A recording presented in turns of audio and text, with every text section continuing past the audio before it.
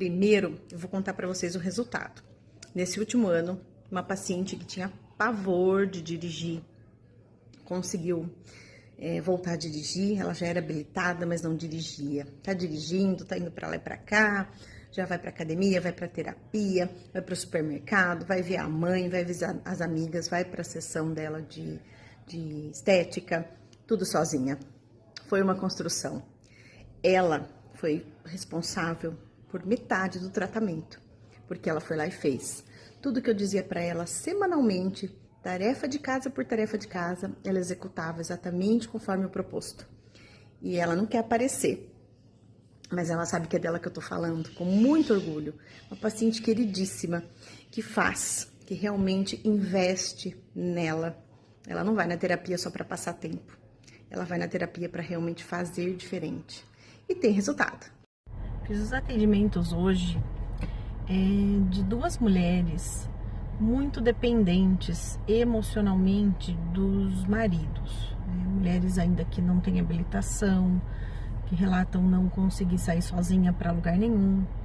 E às vezes a gente choca um pouco isso, né? Porque a gente imagina que as mulheres não são mais assim hoje. São mulheres jovens, são mulheres inteligentes, mulheres profissionais, mas ainda vivem esperando porque alguém tem que fazer alguma coisa com ela, senão as coisas não acontecem.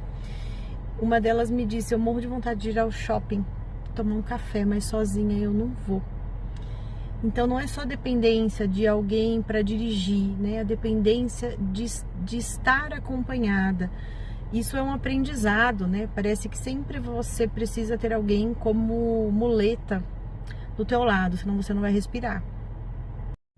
Então, quando a gente propõe algumas tarefas de casa para essas pessoas durante o processo terapêutico, às vezes fica até difícil delas cumprirem, porque elas dependem de alguém para ajudá-las a executar as tarefas. Gente, isso é muito sério. O que eu tô falando para vocês é sobre você não ter as próprias pernas, não andar com as próprias pernas. É sobre você deixar sua vida em suspenso, esperando que alguém faça por você. Se tem uma coisa que eu agradeço demais aos meus pais, é por eles terem me criado pro mundo, né? Para você ir lá enfrentar o mundo e buscar as coisas que você quer, que nada vai cair do céu e que você precisa desenvolver repertório de enfrentamento das situações. Eu tinha muito medo de dirigir. Quando eu fui tirar habilitação, eu reprovei nas provas. Tirei de moto e de carro e reprovei nas duas, mais de uma vez. E aí eu não desistia. Depois eu ficava extremamente nervosa. E aí, quando minha habilitação chegou em casa, agora é tudo digital, né, gente? Mas a minha chegava em casa ainda. E eu ouvia na minha cabeça, fazia os percursos, visualizava por onde eu passaria para não ter que pegar algumas ruas da cidade, não passar na frente de alguns locais que teria muito movimento. E aí um dia meu pai falou assim para mim: você vai ficar nessa até quando? Pega esse carro e vai para Campinas. Você sabe chegar lá no Shopping Iguatemi? Não sei quem mora aqui na região conhece o Shopping Iguatemi em Campinas. Você sabe chegar lá? Gente, não tinha Waze, não tinha Google Maps, não tinha internet no WhatsApp, não tinha nada, nem celular. E eu falei pra ele: eu sei chegar lá. Então você vai ler as placas, você vai muito devagar, porque devagar não vai ter perigo. Olha só, pode até ser que tivesse 1000 perigos. Mas minha mãe olhava assim e concordou. Naquele momento ela não discordou. E eu fui pro shopping de Campinas. Eu fui pro shopping de Campinas sozinha, com 18 anos, recém-habilitada. E cheguei no shopping Campinas suando muito, com muita vontade de fazer xixi. E não tinha nem pra quem ligar, né? Porque eu ia avisar quem se eu não tinha celular? Nem meus pais tinham. E aí eu vejo isso como assim, um marco de vai ter perigo, mas você vai precisar ir buscar as coisas que você quer fazer. Para você dar o próximo salto, você vai ter que enfrentar e vai ter que adquirir repertórios de enfrentamento. Não dá para fugir. Então, mulheres, às vezes as próprias mães podam os filhos, né, com medo. Gente, medo nós vamos ter o resto da vida de alguma coisa. Eu tive medo em muitos momentos da minha vida. Eu tive medo quando eu fui morar em Piracicaba sozinha na faculdade. Eu tive medo agora que meu filho foi para o centro cirúrgico. Eu tive medo de ter filhos. Eu não era mãe, não sabia.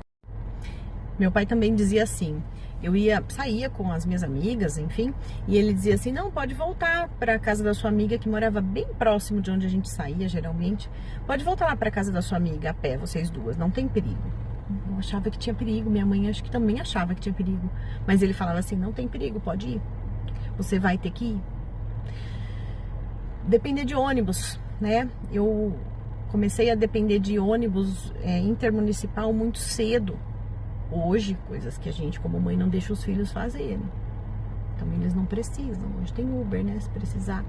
Enfim, os meus nunca foram de Uber. Eu ainda tenho o privilégio de conseguir levá-los. Mas naquela época não tinha. Minha mãe trabalhava fora o dia todo.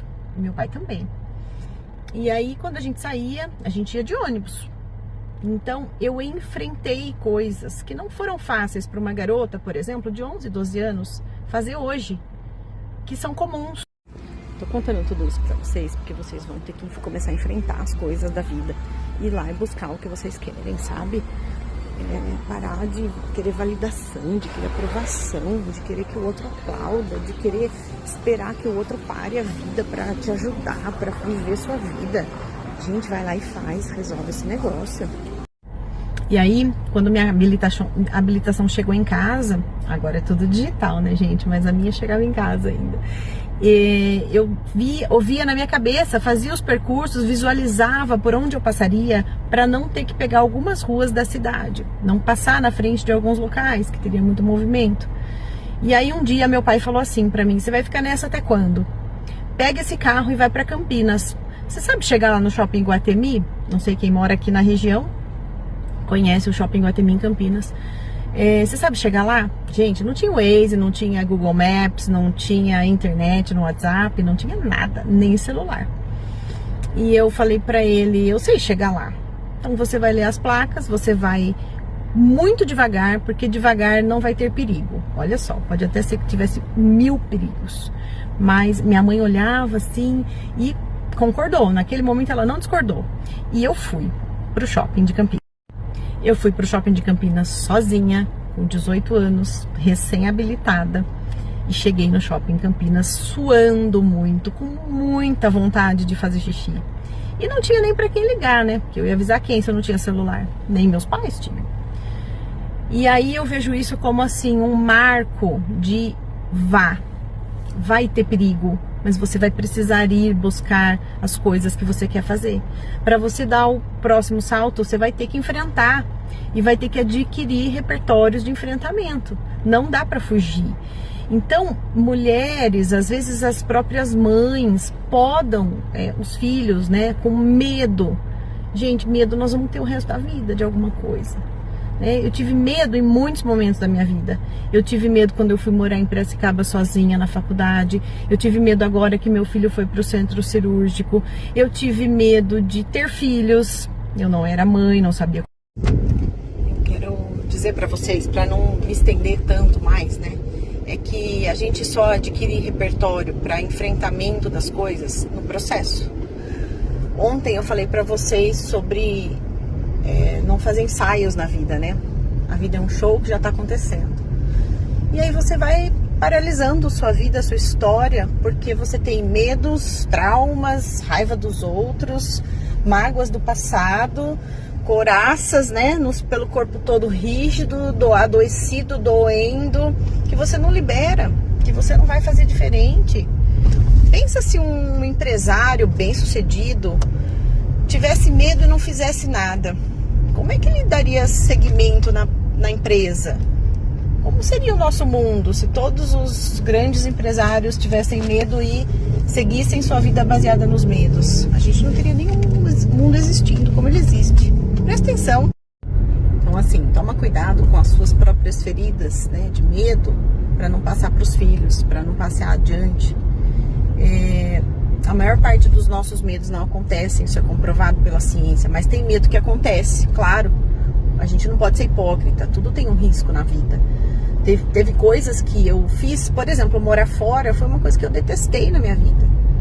Ir para a faculdade, morar com mais 3 amigas no primeiro e segundo ano da faculdade que eu fiquei fazendo pesquisa, eu fui para lá e eu detestei morar lá, eu voltei embora.